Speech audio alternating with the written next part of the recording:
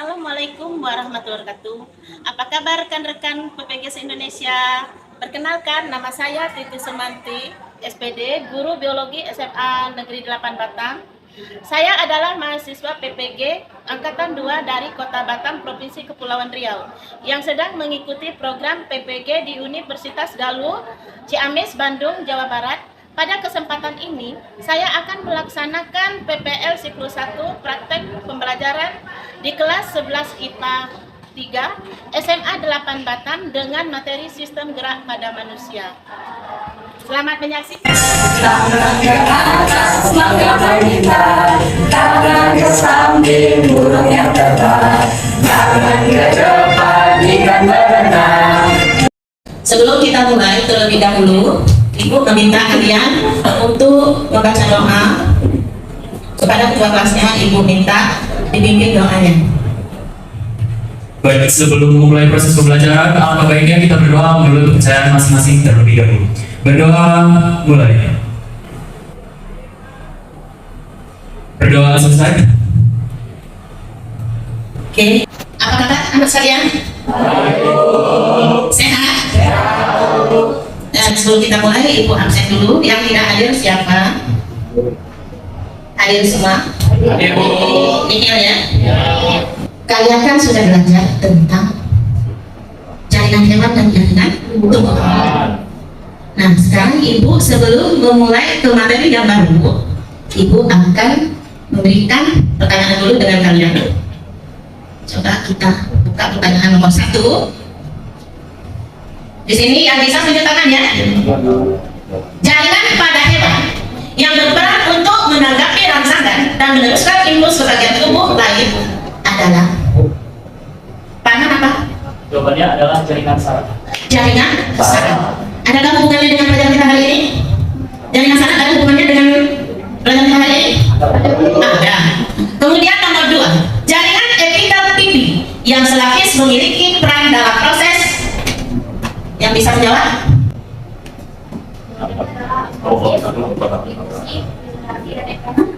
Jawabannya apa? Osmosis, difusi, filtrasi, dan ekskrasi. Ekspresi, bukan ekstraksi. Ya, berarti mau rekreasi. Oke, sekarang kita sudah melakukan tes. Kita perhatikan, ini sebenarnya video orang yang sedang mendayung perahu, ya. Apa namanya? Orang yang mendayung perahu, kemudian ada yang memimpin di atas perahunya.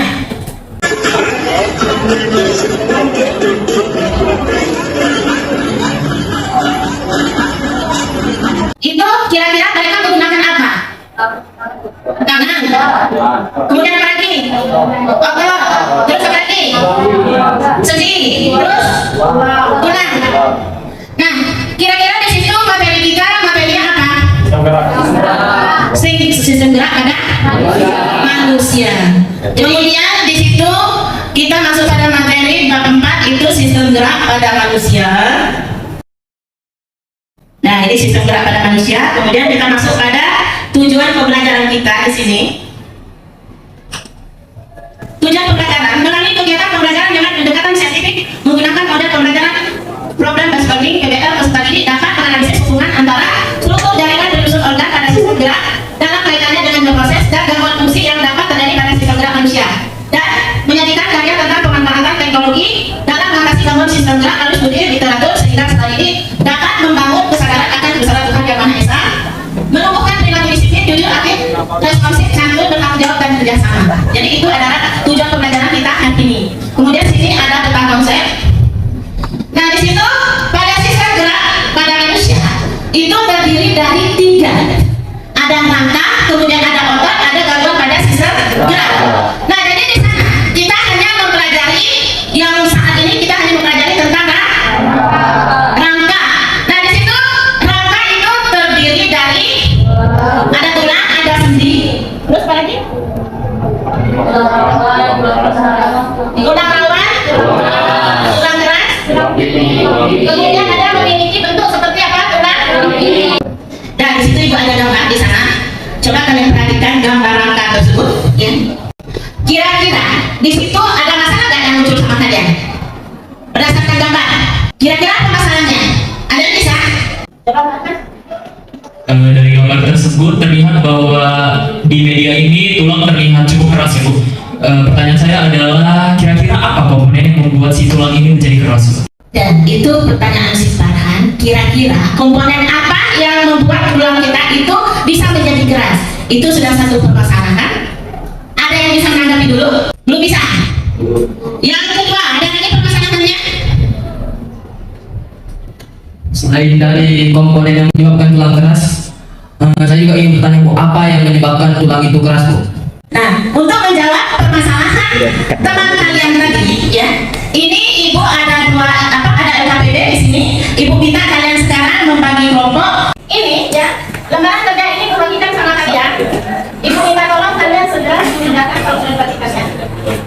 Dan silakan kalian mengerjakan diskusi kalian berdasarkan lembaran kerja kalian. Di sini ibu nanya, ada yang pandai menggambar? Siapa yang pandai menggambar? Jernia. Ini ada karton untuk menggambar. Kemudian kelompok berapa yang mau mengerjakan rangka? Kelompok berapa?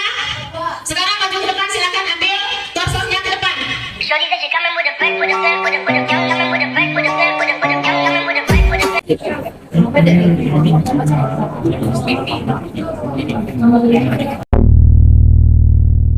Selamat pagi semua. Nah, jadi kami di sini sebagai kelompok 1 akan mempresentasikan tentang hasil gambar kami tentang rangka aksial. Dan rangka aksial yang kami bahas kali ini adalah di bagian tengkorak. Pertama-tama, kalian tahu nggak apa itu rangka aksial? Jadi rangka aksial itu adalah rangka yang terdiri dari bagian-bagian kepala dan juga bagian tulang belakang atau bagian tulang vertebrata. Nah, rangka aksial ini itu terdiri dari 80 tulang dan memiliki fungsi untuk menjaga postur tubuh dan juga menjaga organ-organ. Nah, selanjutnya bagian-bagian rangka aksial ini akan diberitahukan dan dipresentasikan oleh salah satu kelompok saya, yaitu Zina. Kepada Zina dipersilakan. Tulang air mata letaknya di sini. Selanjutnya juga ada tulang pipi letaknya di sini. Kemudian ada tulang tapis letaknya di dekat dari tulang air mata. Selanjutnya tulang baji. Tulang baji itu letaknya di sini di dekat telinga. Selanjutnya akan dijelaskan oleh Kia. Nah, baik, selanjutnya itu di sini ada tulang ubun. Tulang ubun-ubun ini memiliki fungsi untuk melindungi bagian otak kita dari segala benturan, mau itu benturan yang kuat dan yang ringan. Terus juga memiliki peran utama untuk sebagai penghubung antar tulang yang dimana nantinya akan membentuk tengkorak. Terus selanjutnya ada tulang hidung. Tulang hidung itu di sini. Nah, tulang hidung itu memiliki fungsi untuk meletakkan tulang rawan yang membentuk kontur pada hidung manusia. Selanjutnya akan dijelaskan oleh Renita.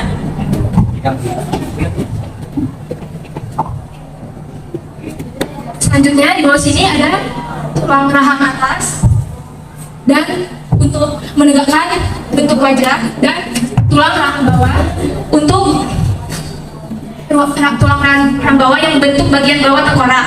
Jadi tulang rahang atas dan tulang rahang bawah ini memiliki fungsi yang hampir sama, yaitu untuk tempat tumbuhnya struktur gigi atas dan struktur gigi bawah, serta membantu dalam pergerakan mulut seperti proses mendukung proses mengunyah dan berbicara.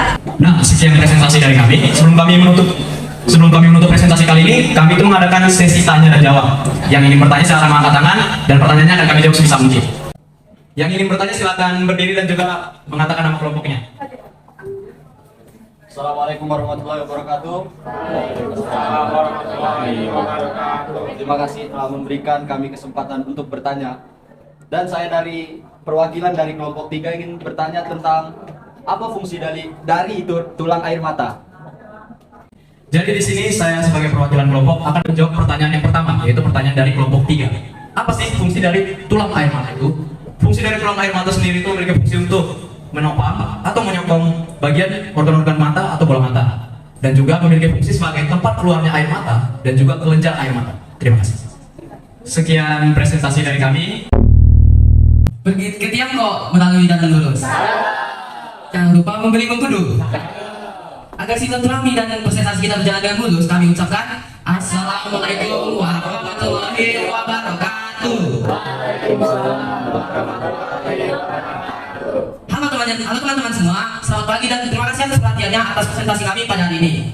Sekarang di depan kami telah ada rangka, yaitu kami akan mempresentasikan tentang rangka apendikular. Sebelum itu, rangka apendikular adalah rangka kerangka tubuh yang menggerakkan anggota gerak tubuh kita. Untuk itu, mari kita simak apa saja rangka-rangka apendikular tersebut. Yang pertama di belakang ini adalah tulang belikat yang berfungsi dalam menghubungkan tulang selangkah dan tulang lengan atas bagian tubuh. Yang kedua adalah tulang pergelangan tangan yang berfungsi menghubungkan jari-jari tangan dalam menggerakkan tubuh, dalam menggerakkan jari tangan. Dan yang ketiga adalah tulang telapak tangan atau dalam bahasa Inggrisnya os metacarpal yang menghubungkan juga antara jari tangan dan pergelangan tangan.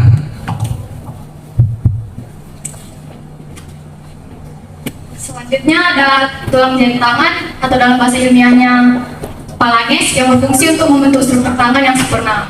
Kemudian ada tulang keri atau dalam bahasa ilmiahnya tibia yang berfungsi sebagai penyambung antara lutut dan pergelangan kaki. Kemudian ada tulang betis atau dalam bahasa ilmiahnya fibula yang berfungsi untuk menstabilkan pergelangan kaki dan mendukung otot kaki bagian bawah. Selanjutnya di sini ada tulang telapak kaki. Tulang telapak kaki ini memiliki fungsi yaitu menopang berat badan agar kita bisa dapat berdiri dengan tegak dan tidak gampang mudah jatuh. Selanjutnya ada tulang selangkah. Tulang selangkah memiliki nama ilmiah yaitu clavicula. Tulang selangkah sendiri memiliki fungsi yaitu membantu menggerakkan tangan agar dapat bergerak dengan bebas. Selanjutnya ada tulang lengan atas. Tulang lengan atas memiliki nama ilmiah yaitu humerus. Tulang lengan atas sendiri memiliki fungsi yaitu membantu menggerakkan bahu hingga bisa digerakkan ke atas dan ke bawah. Oke, selanjutnya di sini tulang pengumpil atau bahasa ilmiahnya disebut dengan radius. Kemudian ada tulang asta atau bahasa ilmiahnya bisa disebut dengan ulna yang berfungsi sebagai gerakan di pergelangan tangan. Kemudian ada tulang paha yang berfungsi sebagai menopang berat tubuh pada kaki. Nah, di sini ada namanya tulang tempurung lutut, yaitu nama ilmiahnya adalah patella. Patella di sini berfungsi untuk melindungi dan membungkus sendi lutut. Nah, ini tulang pergelangan kaki, atau namanya ilmiahnya tarsa, untuk memudahkan kita melangkah dan berjalan. Nah, selanjutnya tulang jari kaki atau phalanges. Di sini untuk kita menopang tubuh kita agar tidak jatuh. Terima kasih. Nah teman-teman, setelah teman-teman kami mempresentasikan apa saja rangka-rangka apendikular, mungkin bagi teman-teman masih ada yang belum jelas tentang pendalaman tentang rangka apendikular ini. Kami membuka sesi pertanyaan bagi teman-teman yang ingin menanyakan tentang rangka apendikular ini. Terima kasih. Ada yang ingin bertanya? Saya perwakilan dari kelompok 4 ingin bertanya tentang apa fungsi dari tulang pengumpil. Baik, pertanyaan yang kami tampung ada yang lain? Ya. Perkenalkan, saya Farhan dari teman kelompok 6. Pertanyaan saya adalah, boleh nggak teman-teman dari kelompok 2 ini ulangi lagi fungsi dari rangka apendikular ini? Terima kasih. Oke. Baik teman-teman, ada yang lain yang mau bertanya? Oke. Baik, saya akan menjawab pertanyaan dari Clara kelompok 4. Apa fungsi dari tulang pengumpil? Jadi fungsi tulang pengumpil yang pertama adalah tempat otot-otot melekat seperti otot bicep yang ujungnya memanjang dari lengan atas, dan yang kedua adalah sebagai berperan dalam menggerakkan pergelangan tangan serta jari-jari tangan, dan yang terakhir ya berperan dalam menghubungkan antara lengan atas dan pergelangan tangan. Terima kasih. Selanjutnya saya akan menjawab pertanyaan dari Farhan. Apa fungsi rangka tubuh dalam rangka tubuh manusia? Fungsinya yang pertama yaitu sebagai tempat melekatnya otot tubuh, yang kedua sebagai pelindung organ-organ dalam tubuh, yang ketiga sebagai tempat penyimpanan mineral, yang keempat sebagai tempat menghasilkan darah merah, yang kelima membentuk postur tubuh. Sekian, terima kasih. Sekian dari kami. Assalamualaikum warahmatullahi wabarakatuh. Waalaikumsalam warahmatullahi wabarakatuh. Teman-teman ini kayaknya agak kurang semangat ya. Gimana kalau kita ulang lagi di salamnya? Oke. Assalamualaikum warahmatullahi wabarakatuh. Waalaikumsalam warahmatullahi wabarakatuh. Oke, masih semangat ya? Masih ya? Jadi gini. Halo teman-teman semua, aku Farhan. Oke, ini ya, hai. Halo. Hai. Halo. aku Farhan dari kelompok 6, teman kalian semua yang akan menjelaskan terkait salah satu aspek dari sistem rangka pada tubuh manusia. Nah, yang menjadi ranah pembahasan kami pada kali ini adalah apa sih sebenarnya yang menjadi perbedaan antara tulang rawan dan juga tulang keras. Nah, sebelum itu, tentunya teman-teman wajib banget hukumnya fardu ain untuk tahu dulu nih apa sih sebenarnya tulang rawan itu. Nah, pembahasan terkait tulang rawan ini akan dijelaskan oleh Cindy. Kepada Cindy saya persilakan. Di sini saya akan menjelaskan apa sih itu pengertian tulang rawan. Tulang rawan adalah tulang yang bersifat lentur. Hal ini dikarenakan tulang ini tersusun dari jaringan ikat khusus yang terdiri dari sel-sel kondrosit yang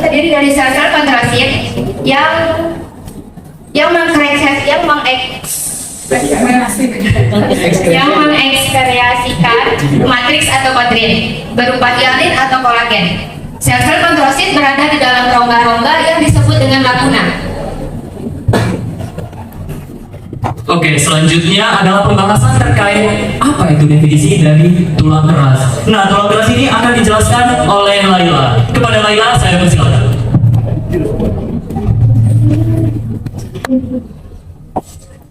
Definisi dari tulang keras yaitu kulit luar tulang pipa yang padat dan keras, serta memiliki sifat yang kaku. Baik, penjelasan terkait apa perbedaan antara tulang rawan dan tulang keras akan dijelaskan oleh teman kita, yaitu Diki. Baiklah, di sini saya akan menjelaskan perbedaan antara tulang keras dan rawan berdasarkan struktur dan servisnya. Berdasarkan struktur tulang rawan, yaitu strukturnya lunak, lentur dan tidak mudah patah. Sedangkan struktur dari tulang keras yaitu mudah patah dan kaku. Selanjutnya adalah sel penyusun. Sel penyusun dari tulang rawan yaitu kondrosit dan sel penyusun dari tulang keras yaitu osteosit. Oke, pembahasan terakhir terkait perbedaan tulang rawan dan tulang keras akan dijelaskan oleh Selo. Kepada Selo saya persilakan. Perbedaan jaringan penyusun terbagi menjadi dua, yaitu tulang rawan dan tulang keras. Jadi tulang rawan banyak mengandung zat perekat dan sedikit mengandung zat kalsium. Tidak tersusun teratur, matriksnya kondrin terletak di dalam telinga, cuping hidung, sendi dan sambungan tulang belakang. Yang kedua, tulang keras banyak mengandung zat kalsium dan sedikit mengandung zat perekat yang tersusun teratur yang membentuk sistem Havers. Matriknya tersusun oleh kalsium dan fosfat, bersifat keras, kuat, dan kaku. Terdapat dalam ruang yang disebut laguna. Oke, nah pembahasan dari teman-teman kelompok 6 ini sudah selesai. Dengan ini berakhirnya sudah presentasi terakhir dari teman-teman kelas 11 IPA 3. Tepuk tangan dulu dong bareng-bareng. Sudah pada menguasai materi semua, dan setelah berakhirnya ini diharapkan teman-teman semua bisa lebih aktif lagi di belajar apapun dan dimanapun, serta tentunya mendapatkan pemahaman yang lebih intensif lagi terkait yang namanya sistem rangka pada tubuh manusia. Baik, itu saja dari kelompok saya. Terima kasih. Oke teman-teman, ini kita udah sampai di penghujung sesi pembelajaran. Nah, jadi kesimpulan yang kita dapatkan dari sesi pembelajaran ini adalah kita sekarang nih udah ngerti ya gimana sebenarnya detail dari sistem rangka yang sebelumnya udah kita pelajari juga nih. Nah, jadi sistem rangka ini balik lagi tadi ada dua. Yang pertama itu ada rangka aksial, ada juga rangka apendikular. Rangka aksial ini secara spesifiknya adalah di bagian atas itu ada namanya tulang tengkorak. Nah, di mana tulang tengkorak ini fungsinya, salah satu fungsinya adalah untuk melindungi organ dalam gitu. Salah satu organ dalamnya kayak apa? Contohnya bola mata dan lain-lain. Ya nggak? Ya nggak, Desa? Nah, kalau tulang rangka apendikular itu salah satu fungsinya adalah sama juga untuk melindungi organ dalam. Organ dalamnya apendikular tuh ada yang tahu nggak teman-teman? Apa tuh? Jantung, apa lagi? Paru-paru, apa lagi? Hati. Nah, bener banget. Terus kita juga udah tahu nih, sebenarnya tulang ini tuh ada dua loh. Ada yang namanya tulang rawan, sama ada yang namanya tulang keras. Nah, terus sekarang kita udah tahu juga nih perbedaan antara tulang rawan dan tulang keras itu sendiri. Nah, kira-kira seperti itu ya akhir dari pembelajaran kita. Terima kasih semuanya. Dan untuk kelompok 6, Ibu minta kasih aplaus lagi sekali lagi. Ucapkan terima kasih karena sudah menyimpulkan materi kita pada hari ini. Dan silakan duduk.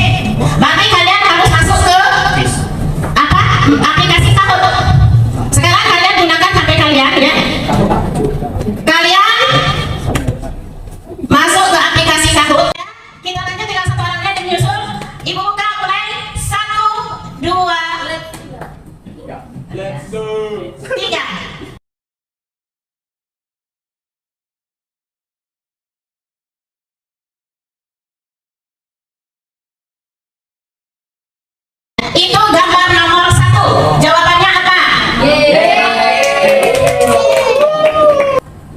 Gambar nomor 11 pada rangka itu disebut rangka apa? Gambar yang menunjukkan tulang yang nomor 8 ya. Nah, jadi yang mendapat nilai tertinggi itu nomor 1 ada Farhan, kemudian nomor 2 ada Zina, nomor 3 itu Mikel Manulu, itu dapat peringkat ketiga pada soal game tentang langkah manusia. Ya, jadi inilah pembelajaran kita hari ini. Ke depan ya, kita ya dengan tulang kita ini kalian harus melakukan apa? Menjaga. Jadi di situ kita harus juga banyak mengonsumsi vitamin. Aku mau menanyakan bagaimana perasaan kalian hari ini ya setelah kita mempelajari pelajaran tentang langkah hari ini dengan menggunakan model PBL. Senang? Kemudian apa lagi? Untuk ke depan ya kita ya dengan tulang kita ini kalian harus melakukan apa? Menjaga. Ya, jadi di situ kita harus juga banyak mengonsumsi vitamin. Dan mungkin batas inilah pelajaran kita hari ini. Untuk penutup Ibu minta apa? Oh ya, untuk selanjutnya nanti kita lanjutkan pada sistem otot ya. Untuk minggu berikutnya kita belajar tentang sistem otot dan sendi. Nanti masih ada tidak lanjut dari pelajaran sistem rangka. Jadi untuk pelajaran hari ini Ibu minta Farhan untuk membaca doa, ditutup dengan doanya. Sebelum berakhirnya sesi pembelajaran ini, mari kita berdoa terlebih dahulu menurut kepercayaan masing-masing. Berdoa dimulai. Berdoa selesai. Baik, Ibu ucapkan terima kasih pada anak-anak semua. Jadi Ibu akhir pelajaran kita hari ini. Ibu cukup dan sekian. Wassalamualaikum warahmatullahi wabarakatuh. Waalaikumsalam warahmatullahi wabarakatuh. Baiklah rekan-rekan PPG seluruh Indonesia, selamat menyaksikan YouTube saya.